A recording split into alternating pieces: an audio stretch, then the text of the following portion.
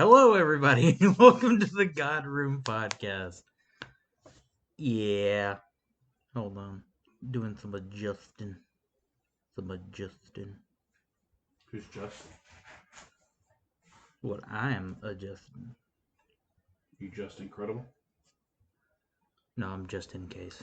That's why I have underwear. We're not recording, are we? Yeah, we're recording. Oh. Just in case, buddy. Alright, so The first one. yeah, that one.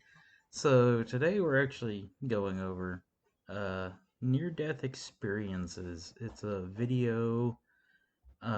It's on the Michael Knowles podcast, and it has Lee Strobel on there, which Cameron and I are both a big fan of. Yeah. So, Speaking about cases, he has a lot of case books. yes. Case for Christ. Case for Christ, Case for Faith. Case for Christmas. Case for Christmas, Case for Christianity. Yep. Other cases. And then... It's kind of like Deal or No Deal. There's like 50 cases, just pick one. Yeah. And then also he has... The Case for the Resurrection. Oh, he has a book called Case for Resurrection? And Miracles. And then he also has a book... What's his newest one? Seeing the Supernatural. Yep. That is a new one. So, yeah. I haven't read that yet. Mm-hmm. Even though Cameron showed me his bookshelf, and he's become quite the collector. Yeah, that's about a third of it. Oh my. Yeah. I got too many books. Oh, books hold power. They do. Well, books hold knowledge, but knowledge is power. And if someone breaks in my house, I got plenty of things to throw at them. Throw the whole kitchen sink at them, you know? They call me Bible Thumper for a reason. I'm going to thump you with one. I got 6 Bibles. You want me to thump you on all 6? After about the third one, you might be unconscious. But... Mm-hmm. Thump, thump, thump, thump. I could make a bass drop with it, you know? Now, so you get knocked out by a Bible, does that mean... So it'd be funny, you throw a Bible at a guy, it knocks him out, and then you're like, yeah, I'm going to bring you back with this one. This is the family Bible. Oh my. Like one of those church Bibles that you see up at like the pulpit. Mm-hmm. That's like a foot thick. Mm-hmm. It's like 6 quarter-pounders at McDonald's combined. I believe it weighs more than that. Oh. Because 6 quarter-pounders is a pound and a half, bud. Oh. That's probably a good 10-pound Bible. Probably. That's 40 quarter-pounders. 40. Oh, yeah. The video. Yeah. Don't worry, guys. We'll get back into it here in a second. So what did you think of the video? I really like it. I like the Michael Knowles. What is it? It's his Michael and the series. Sorry, I had to yawn. But like I said, this one was with Lee Strobel, and Lee Strobel is really good at explaining stuff. Yep, really good at explaining it. Such as like my first point I wrote down. A lot of people strive for eternity even though they may not be believers. It is in our nature. That's why people want to be remembered. So, in that he's talking about, like, you know, people strive to get their name on a university building, or they strive to become famous so they can be remembered into the future, because we all have this knacking. It's built into us. We all have the nature of wanting to be something eternally. So really all that is the divine nature of our human consciousness. Mm-hmm. And the wanting to be eternally with something. And I mean, that's the way God created us, because he wanted us to live eternally with him. Mm-hmm. So it's in our nature. And some people don't get that. They're like, oh, I just want to be remembered forever. It's like, yeah. Well, you could live eternally with Jesus Christ. So yeah, there's definitely interesting where people want to be known after they die, right? Mm-hmm. And I tell the youth this all the time. is, have you ever gone to the cemetery, kind of in the back? There's those cobblestones that are moldy, glossy, vines growing. No one comes and visits them anymore. That's Yep. all of us at some point. We're all going to be that gravestone in the back that no one's going to remember. What does matter isn't what you do on earth as much, but whose you are, because that's Mhm. going to determine the eternity. And it's interesting because in a culture that tries to strive for, I want more, I want to be remembered for this, that, the only thing that really matters is this: is your name in the book of life? If it's not, what you do on earth is just a facade for something that really doesn't matter at the end of the day. What matters is, are you in the book of life or not? Yeah, the Lamb's Book of Life. That's the most important book, but sadly we'll never get a copy of it. Yeah. Well, I mean, we might once we get to eternity. Yeah. We my, might. If my name's not on there, I'm going to be a Karen. I need to talk to the supervisor, please. And you talk to the manager, and God's like, okay. You're just like, Oh, hi. yeah. Depart from me. Yeah, depart from me. That's probably the scariest words you could ever hear. And it's directed towards people that are in the church. They could be pastors, teachers, people in the congregation.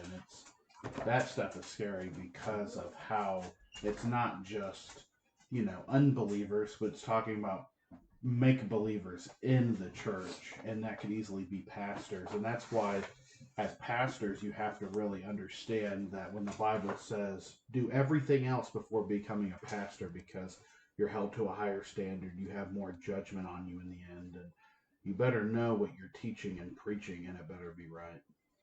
Yeah.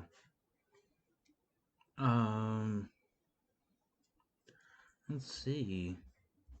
And what's interesting is some secular ideas of eternity or life after death. Some people want to believe in incarnation. If I do good, then I'll become something in a different life, but you won't remember it. But the whole mindset of a secular mind on why eternity or life after death is so interesting is the emphasis isn't on what it's going to happen, but the legacy that you're going to bring forth behind you and how it's going to impact your afterlife in different ways. But the problem is the Bible talks about you can work, work, work, and you can still hear depart from me, because the people that heard depart from me, they were saying good things, they were saying Christian things, they were doing Christian things, but the heart behind it never matched the action. It's kind of like if your parents, or if you ask someone to do something, they roll their eyes, they make a big deal, but they do it at the end. The heart behind it is they did it out of obligation, but they really didn't want to do it to begin with. Mm-hmm. That's good. Let's see. So, I'm just going to skip my second question, just because that's very specific. We'd probably have to go back and re-listen to it. Even though I believe Michael's angel stories in this specific episode, just because I've never had a personal angel story, but I've heard a lot of them. Mm-hmm. And there's a lot of angel stories in the Bible too. Mm-hmm. Do you have any angel stories? No, not No. necessarily, but Okay. I definitely do believe that there are angel stories even to today. Yeah. Just as there's been angel stories in the Old Testament and New Testament as well. Okay. What are some of those angel stories, Cameron? You got any of those written Well, forward? I'm glad you asked. Not that I took notes or anything, but if you look at the New Testament, what's interesting about this is we see multiple encounters of human beings in the New Testament living their lives, doing different things, kind of like what we do in the days now, and angels coming and doing different things. For instance, an angel guided Philip to a Ethiopian eunuch, and that's in Acts 8:26 through 40, a phenomenal read. They then begin to, an angel guides Cornelius to Peter, which is Acts 10:3 through 8. And they even guide Peter to Cornelius in Acts 10 9 through You'll 16. get there, buddy. You'll get there. The reason I'm using these is it's a progression storyline of how the angels are setting different things up within the same storyline. So, for instance, in Acts 8 26 through 40, Philip is walking and he's actually listening to. I'll actually pull it up here so we can actually go over it. Acts 8 26 through 40, just to remind us that what's happening here is the eunuch is reading, I believe, out of Isaiah. And because he's reading out of Isaiah, there's a portion that he actually says, I don't know what this means. And Philip comes along, that's guided by an angel, and begins to elaborate what exactly this means. When we look at Isaiah, it's talking about the Messiah to come. And sometimes there's figure of speech, and sometimes there's things said that we just don't understand. So we need somebody to be able to connect the dots for us, or even to guide us where to connect. And that's what's happening here. The eunuch, because of Philip being guided by an angel, has this fullness of an understanding of what Acts 8 26 through 40 is elaborating and showing us what Isaiah 53 7 through 8 means. So that sets us up for the introduction of the story, Philip and the eunuch. Then we begin to see Cornelius is guided directly to Peter in Acts 10. And then we begin to see as Cornelius is making his way to Peter and they don't know it, Peter is also guided by an angel to Cornelius in Acts 10 9 through 16. It's interesting how we see different things in the storyline, different angels through different things, doing things that are specific, which is in the end showing that Jews and Gentiles can come together because that's how God intended people to be within the church, not just Jews only, but also Gentiles getting grafted in as well. And what's also interesting is if you remember at the Garden of Eden, you have Adam and Eve. They disobeyed God. God gets them out of the garden, which is an act of mercy and grace, and begins to put cherubim at the front end where they cannot come back. And a cherubim is actually a high angel, high-ranking angel. And even in that case, we get to see different angel encounters. So we had a storyline through Acts, 3 different people, but they're all meeting at the same time eventually. And then we have the cherubim, since the very beginning of time, angels on earth doing different things. So it's interesting that the Old Testament very much says that angel encounters are real, which means I don't believe that that would be not for today. I believe there are angel encounters today. I just think they're different. Different people, different ways. Yeah, I mean, like, we don't have the angels appearing to us and saying, do not be afraid. Yeah. Kind of I probably thing. would be afraid if I saw a biblical angel. There's a reason why the very first thing that ever comes out of their mouth is "be not afraid," is because those guys look scary. Multiple eyes, round as Kirby. It's kind of like a Kirby with multiple eyes. That's so cursed. Do not be afraid. Yeah, be not afraid of the rings upon rings rotating within other rings with eyes all over it. I'm just saying this. If And I was asleep, the 1 4 o'clock in the animal morning, heads. I just hear, do not be afraid. I flip on my light and there's just one hovering above me. I think I might be a little afraid, you know. It's not like the ooey gooey angels and stuff like that, like movies and things depict. But it's very much something that is hard to describe and hard to really understand what women look like. But I think a lot of it is just how they're guiding and being there for people. And we can begin to see that in a way of God's plan unveiling and unraveling and stuff like that because of these angels. So I think a lot of it too is angels are for protection more than likely. Angels are also there to guide, as we saw with Philip and the eunuch. I think angels play a bigger role than what we ever probably imagined them to be. Oh yeah, I think they do too. We'll kind of get into that whenever we start talking about angelology and demonology. Um, but yeah, like there's a story of whenever my mom was pregnant with me, um, she was driving down the highway before it intersects with another highway. We're trying to maintain OPSEC here, so just deal with it. Um, she was driving on the highway and she hit a patch of ice. Okay, and her car spun around and then went down into a ditch. And she said she was down there freaking out because, of course, she was pregnant and she was worried about me. And she said that there was an older lady that came over and knocked on her window and asked her if she could get in the car.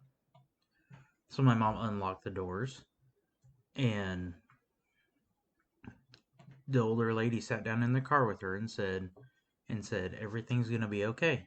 She goes, your baby is perfectly fine. Your baby is in good health. He will be delivered fine. This did nothing to hurt your baby, so don't even worry about that. People are on their way, but she's like I'm gonna leave, but I just want you to know that everything is okay. And my mom said as soon as she got out of the car, she never saw her again. She didn't even see her walk away from the car. And just a random old lady. Yeah. What's interesting is Hebrews 13:2 says something like this. Mm-hmm. Do not neglect to show hospitality to strangers, for thereby some have entertained angels unawares. Mm-hmm. Just don't know. Yep, that's my whole thing. Is you never know whenever you're gonna be entertaining an angel. So wasn't there like a TV show whenever we were younger? Something about like angels among us or something like that. I don't know, but that is a song. I know. There are Angels among us, What's that? sent down to us from somewhere up above. Matthew 4:11 also demonstrates another way angels influence or do things as well. Is Matthew 4:11 says, "Then the devil left him, and behold, angels came and were ministering to him." So I think angels definitely play a bigger role than we might even imagine them to be. Yeah, I definitely think they are. Um, And you see angels throughout the Old Testament as well. yeah, it was a TV series back in 2014. What was it called? Angels Among Us. Oh. Um, let's see. As humans, we are somewhat in tune with the spiritual realm. That's why every once in a while you have like a really weird feeling or something like that. Yeah. It's kind of like Spider-Man when he has the spider senses tingling. Yeah, the I say you Spidey. got the spiritual tingling. Yeah. Hey, it's kind of like Christmas, tingling, dingling, jingling. Stop. But here's the whole thing.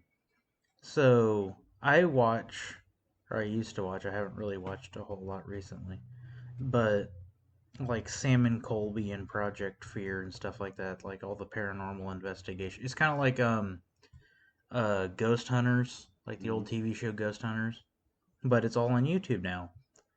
And I watched that a little bit. I was really into it there for a little while, but I've kind of lost interest a little bit. And the whole thing is that they go in there and I I I don't believe that they're talking with dead people, quote unquote. Yeah. Because there's a lot of stuff that they run into, and they're like, "Oh, it's a little girl," and I'm like, "Well, it's acting. That's that. Sorry, but that ghost is not acting like a little girl. That's. I don't think a little girl would act like that." But um, that's why I say it's everybody's curious about the spiritual realm because we all have that built into us. We all have we are mind, soul, or we're body, soul, and spirit, right? Right? Mm-hmm. Yes. So we have a spiritual part as a human being. That's part of us, is a spiritual side. And the thing that you have to remember, if you ever get into any of that, the Holy Spirit will never lie to you and tell you something that is not in the Bible. So if you're ever out there ghost hunting or something like that for some reason, and the thing is like, oh yeah, well, it's okay to live in sin. It's like, then you're not talking to a ghost anymore. Nope. That just confirmed it, that you're not talking to a ghost. Um, Sam and Colby said their first encounter with a spirit is they were in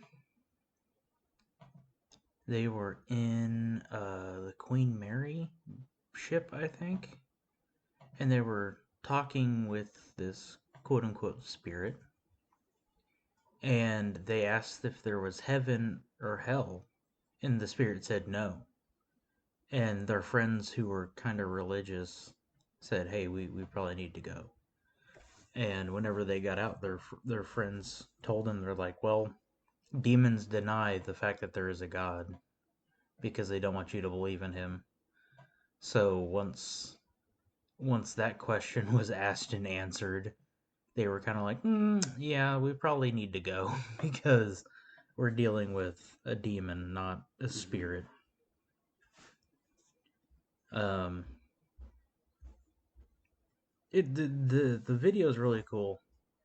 I didn't want to write a transcript for it because that takes that takes away kind of his viewership, and some of Lee Strobel's stories that he's way better at telling than we are.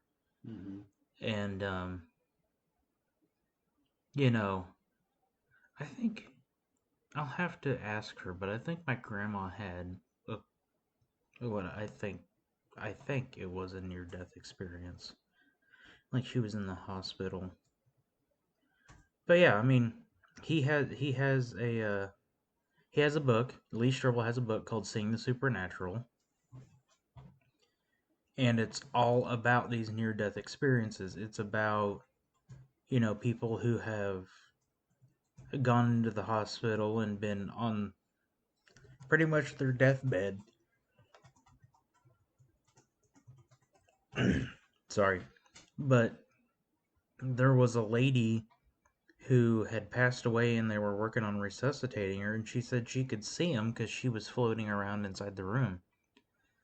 And they're like, okay, yeah, you may have just been in like a dreamlike state. And she's like, no, there's a sticker on the top of that fan blade that says this on it and is this color. So they got a ladder, they went up there, and well, the sticker had that color and said that on it. Mm-hmm. So they knew that she was actually there in the room, just not in her body, kind of thing. And that's really interesting. I've never had it, just because I don't think I've ever been that close to death. But and I don't think I've ever met somebody that's been that close to death either. Mm-hmm.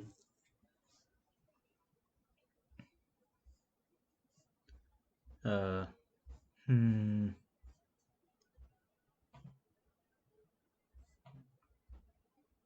You got anything else? That's it on mine. Really? Yeah. Wow. I would say there is one thing that the Bible talks quite a bit about not like trying to communicate with the dead. In the Bible, it doesn't really say anything that you can communicate with like dead human beings, but it very much does say that you can be influenced. You can invite demons into it Mm-hmm. because demons are not humans, just like angels are not humans. Mm-hmm. Um, so that would be like a caution and a concern. Even in the Old Testament and Isaiah, a lot of the common practices in the Old Testament was very much communicating with the dead, opening yourself up and stuff. And it's interesting because a lot of that stuff is what we see with like New Ageism today and a lot of the practices today from people. So I would definitely be very cautious of trying to communicate with things that seem to be good and things that seem to be, all right, and it probably isn't. It's probably a demon or something worse. So that would be like a caution on my end for people. Okay. Like Yeah. we have a great mediator in Jesus Christ to God, so we can go and pray to God directly for wisdom, for encouragement, for whatever it is. We can go to God in prayer. That's what Jesus did on the cross, so it would open a line of communication for believers to God. Um, so I'm just thinking, like, what are some reasons to communicate with the dead? Maybe to get closure on something, maybe to get wisdom for something. And God is the one that is ultimately, like, should be the one to go to versus, like, mediums, psychics, whatever it might be. Mm-hmm. Yeah, because I mean, why would you need to go to a medium whenever we have the great mediator? Yeah. Kind of thing. And if you go, you just don't know what you're opening yourself up to, whether Yeah. you believe in demons or not. I mean, there's a risk of when someone starts digging into the spiritual realm and they really don't know what's out there, Mm-hmm. you're just opening yourself up for trouble that Yeah. could be avoided. You're setting yourself up for a lot of issues Yeah. that are not very. They're not good issues to have. Mm-hmm. Yeah. And it could change your life and alter them. Mm-hmm. So, yeah. If you do decide to do that, just be very cautious. Yep. I would just suggest not doing it at all. That's what I suggest. Yeah. I mean, Michael has another podcast with an ex-ghost hunter. Mm. So we'll have to Take a peek at that. we'll have to take a peek at that one. Take a peek. Take a peek. But yeah, that's all I got on that one. Okay, well that's all I got on that one too. So you know what that means. Are you The conclusion! Oh my gosh. That's right. It is time for the conclusion. It is time to show you what I've got. Number 1, we talked about angels. Number 2, we talked about demons. And number 3, we talked a little bit about ourselves. We're mysterious. We're good looking behind the mic.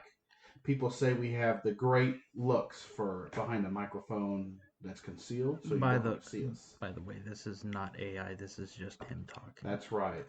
Anyways, you all say your prayers, stay fresh, and remember. Stay fresh. And remember. Take your showers. There is a God. There was a Jesus that walked on the earth, that rose on the 3rd day. I mean, there was a Jesus? There was. Brother, he's still here. Well, he rose on the 3rd day. Yeah, he's still here, but yeah. And there is a Jesus. And regardless what aisle you're down, if you believe it or not, when you die, you'll stand before him and you'll believe it then. Why? Because if the demons even believe in God, if the demons even believe in Jesus and they shudder, it doesn't matter what you believe or not. At the end of the day, you're going to have an appointment with the Almighty. We're going to get into that one on the next episode. We'll see you next week. Okay. Thank you for listening to the God Room Podcast. This is a shorter one. We didn't have a whole lot of time to prepare for these ones, so they're probably going to be shorter. But someone out there just said amen. Did you hear that? Thank God I don't have to listen to these guys. But no, these ones are probably going to be shorter. You know, we're not always going to have an hour-long podcast, and that's okay with us. Yep. So we get to the meat and the potatoes, and leave out the green beans and asparagus. Hey, I actually had some pretty good green beans last night. Oh, really? Oh, yeah, by the way, Merry Christmas to all of our listeners. This is going to be coming out a week after Christmas. That's right. And it's only a couple of days after Christmas for us. Yeah, it's... Wait, when was Christmas? Yesterday or 2 days ago? 2 days ago. Oh, okay. Today is the 27th. Oh, yeah. Wait, let me check my calendar. Yeah. Yeah, Christmas was the 25th. Yep. Sweet. So, yeah, Merry Christmas. Merry Chrysler, Merry Crisis. Yep. There is a reason behind the season. And it's not Santa or reindeers. Or presents. It's the man that died on the cross that rose on the 3rd day for sinners like us and you. Like us and you? Mm-hmm. Oh, yeah, you and me and then the listener. Okay, I got you. No, I just double tapped you. Hunter, you need that double anointing. Anyways. Oh, yeah, I was watching a think it was a Wendigoon video, and he said that the reason why we give presents is because the early churches would give out presents. The early churches collected money and stuff like that, Mm-hmm. and then they would go and they would buy presents for the less fortunate and give them out on Christmas. Hmm. So that's where the tradition of giving out presents came from. Nice. So it started in the church. Mm-hmm. What's really funny is if even if you are agnostic or atheist, see, look, we're still going. See, even if you are agnostic or atheist and you still give out presents and you still put up a Christmas tree and you still do all this stuff, you are still observing Christian traditions. It's like that meme I sent you. What meme? Oh, I gotta have to... It's Bugs Bunny. Yes. I'll describe it to you, and Hunter will tell you what it actually says. It's Bugs Bunny with a crown sitting on a throne, having like a sassy look. And what does it say? Yeah, Jesus watching people that don't believe in him celebrate his birthday. Yeah.